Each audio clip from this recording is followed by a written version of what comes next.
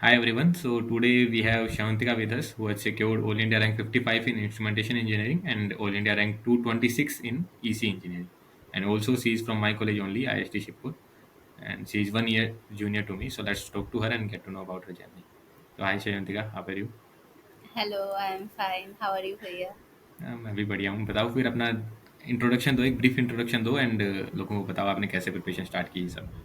Hi, everyone. I am Shantika Roy from IISC Shivpur and Electronics and Telecommunication Engineering Department. I am currently in fourth year and I have secured 55 rank in IN and 223 in EC, as Bhaiya said. That's it. And I am from Siliguri, West Bengal.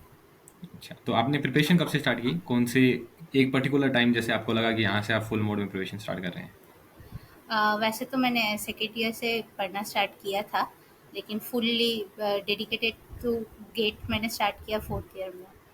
Fourth year fourth year में? Starting में, हाँ। Fourth year starting में तो मेरे ख्याल से अपना semester start होता है अगस्त से, तो अगस्त से आप कह सकते हैं तब से स्टार्ट किया आपने। हाँ, अगस्त से and during my internship I also have studied for GATE. Okay okay, nice nice.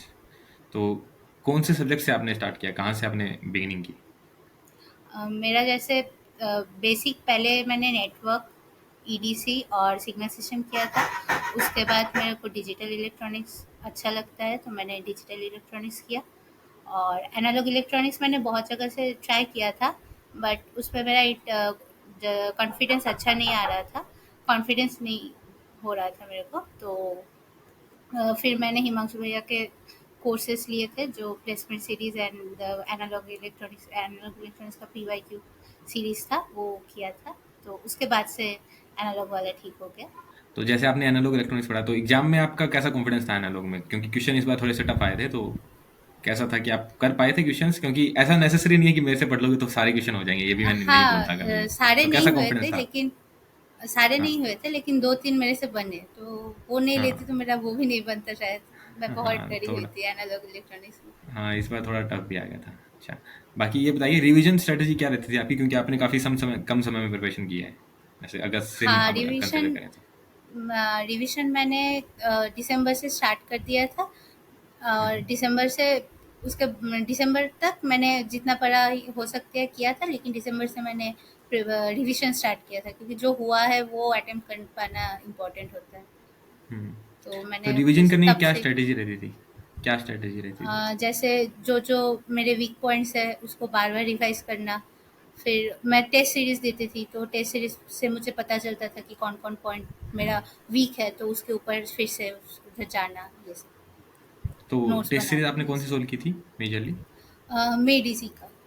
मेरी जी का, अच्छा। मेड तो इजी क्या स्कोर रहा था आपका जनरली, मतलब क्या स्कोर, क्या रेंज रहता था?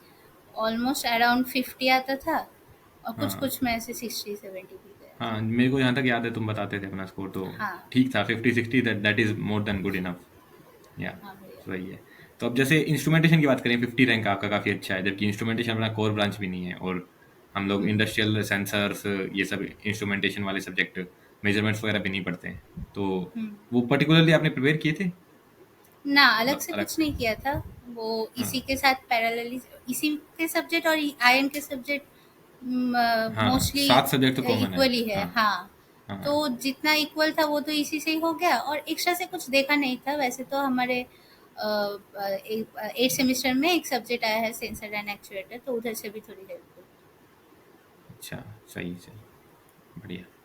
अच्छा, तो मतलब टेस्ट सीरीज आप सोल्व करते थे, तो क्या स्ट्रेटेजी रहती है कि टेस्ट सीरीज सोल्व कर लिया उसके बाद उसको एनालाइज करना, तो उसके बारे में थोड़ा बताइए।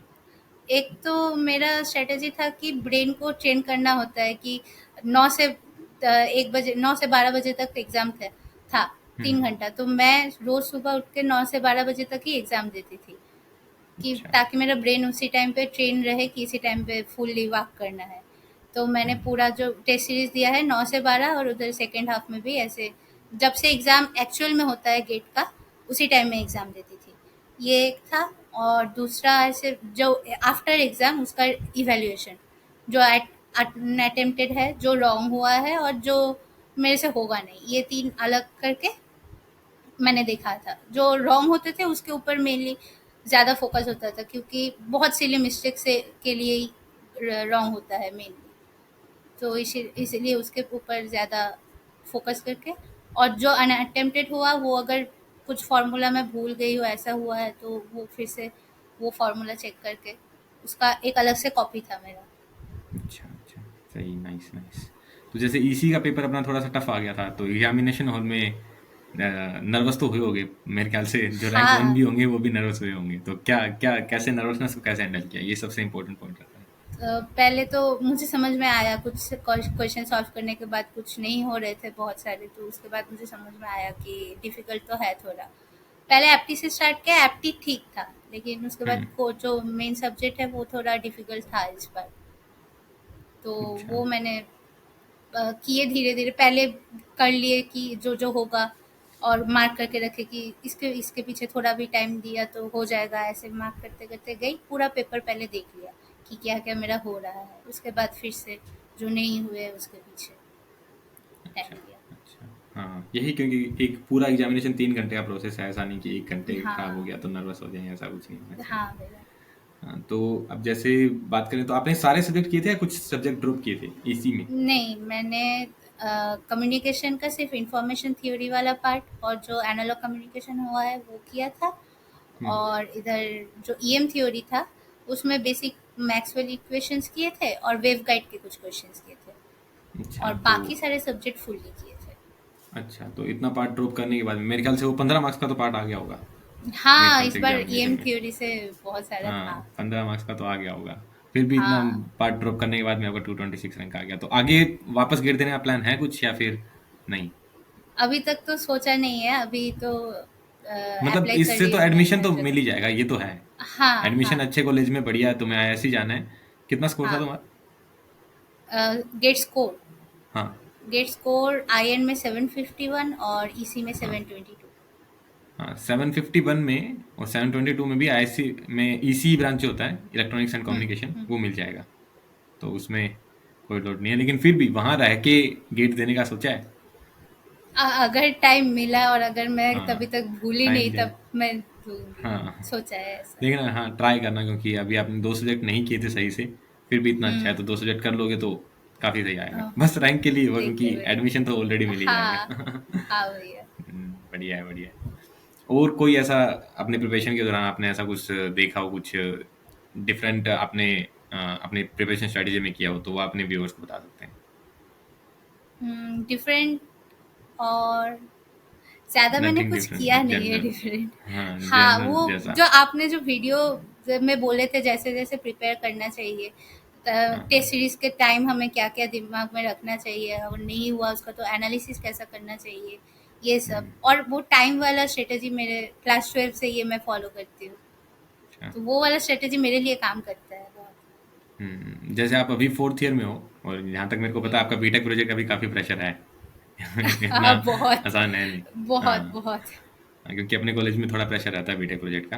तो मतलब कैसे कैसे यूटिलाइज़ किया टाइम को? क्योंकि मेरे ख़्याल से 4-5 घंटे निकालना भी काफ़ी मुश्किल हो जाता है। हाँ, वो बहुत मेरे से भी नहीं निकले थे मुश्किल 4th हो ईयर में गया तो। था।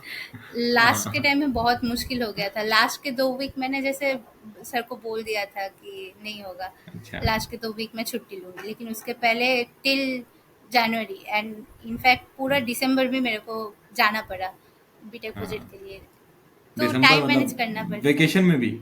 वैकेशन में भी मैं कॉलेज में थी, घर नहीं गई थी, लेकिन सर बोल रहे तो आ जाओ घर जब नहीं गए हो।